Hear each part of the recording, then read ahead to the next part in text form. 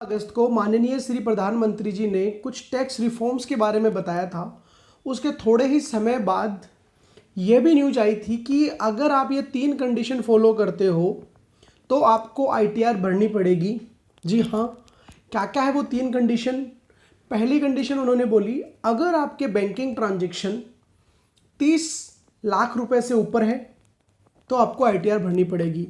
हालांकि उसमें अभी कोई क्लेरिफिकेशन आई नहीं है कि वो ट्रांजैक्शन कैसे काउंट होने वाले हैं, क्या डिपॉजिट्स लिए जाएंगे या विड्रॉल और डिपॉजिट दोनों लिए जाएंगे।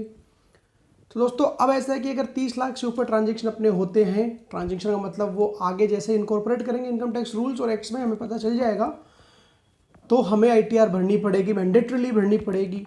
दूसरा जो केस इन्होंने बताया है वो ये बताया है कि अगर आपका टर्नओवर 50 लाख से ऊपर है तो भी आपको आईटीआर भरनी पड़ेगी।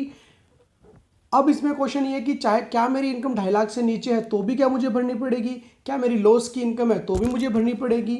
अभी तक के हिसाब से तो यही लग रहा है कि अगर आप चाहे बिजनेसमैन हो चाहे प्रोफेशनल हो, अगर 50 लाख से ऊपर का टर्नओवर है, भले ही आपने 1 रुपया नहीं कमाया हो या 2.5 लाख से नीचे आपने कमाया हो, आपको आईटीआर भरने की ज़रूरत पड़ सकती है। लेकिन अभी और क्लियरिफिकेशन आना बाकी है, बट अभी के हिसाब से तो यही लग रहा है दोस्तों। तीसरी कंडीशन इन्होंने बोली है कि अगर आप रेंट का पेमेंट 40,000 से ज़्यादा देते हो तो भी आपको आईटीआर भरना कंपलसरी है, चाहे आपकी इनकम के बारे में इसमें कुछ भी नहीं बोला गया है। अब डाउट ये कि क्या ये रेंट पर मंथ का है या पूरे साल भर का, अभी कोई क्लियरिफिकेशन नहीं है। क्या ये रेंट कमर्शियल प्रॉपर्टी का है या फिर रेजिडेंशियल प्रॉपर्टी का है, इसके बारे में भी कुछ क्लेरिफिकेशन नहीं है।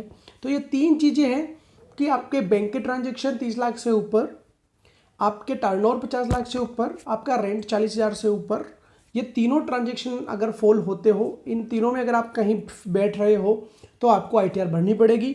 हालांकि और क्लेरिफिकेशन आना इस पर बाकी है, तो वेट करते हैं कि क्या क्लेरिफिकेशन आने वाली है। दूसरा, क्या ये असेसमेंट ईयर 20-21 के लिए भी है या 21-22 से। अब 20-21 असेसमेंट ईयर ऑलरेडी चल रहा है, फाइनेंशियल ईयर मार्च 20 जा चुका है, तो मेरे हिसाब से ये असेसमेंट ईयर 20-21 के लिए तो नहीं होना चाहिए, 21-22 से ही होना चाहिए।